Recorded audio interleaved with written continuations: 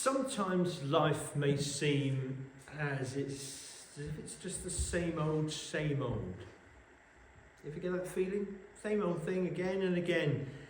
But it's really not true. Not true at all.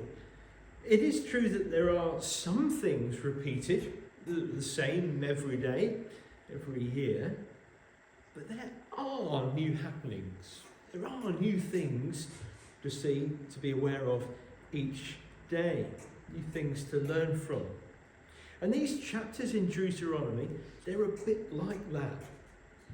You might have been journeying with us through these weeks and months and thinking, I keep hearing the same phrases, same things keep cropping up. But it's not all the same. It's not all the same. There are new things there we must be aware of. Love to God. It starts off with love the Lord your God and keep his requirements, his decrees, his laws, and his commands always. Remember, please remember this. As Moses is declaring this to the people, he is saying this in a fatherly, a pastorly way. He is aching that the people will know God as he does. But think of what happened with Moses.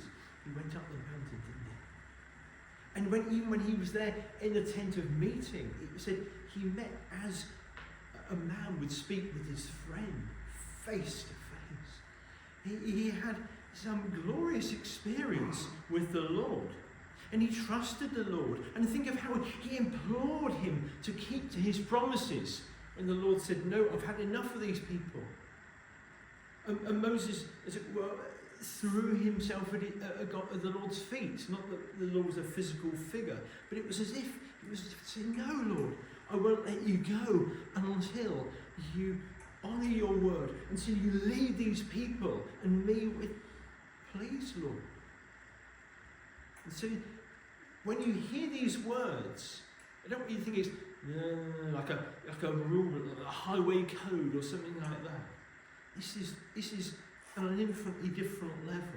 Love the Lord your God. Keep his requirements, his decrees, his laws and his commands always. Remember today that your children were not the ones who saw and experienced. And there are 4 D words here I want you to notice here. 4 D words to help you in your understanding of what they were being led out of and what they are brought into. And it says, remember today that your children were not the ones who saw and experienced the discipline. That's our first D word. They saw and experienced the discipline of the Lord. Now, oftentimes we say, we don't really like discipline. It's an ugly word. Isn't discipline for people who are naughty? Well, not necessarily. We all have to be disciplined, don't we? We all have to be brought into an understanding, into perhaps learning some rules that we don't know already, learning some ways of life that we don't yet know. And don't forget as well that if we're shown discipline, as it says quite clearly in Hebrews chapter 12, it shows that God loves us. It's not that he's casting away, it's the very reverse. It proves love. So, in the same way as a child who is disciplined is loved, so too the Lord's people. Remember today that your children were not the ones who saw and experienced the discipline of the Lord your God. In other words, it was you yourselves, you adults. His majesty, his mighty hand, his outstretched arm. Now, of course, these are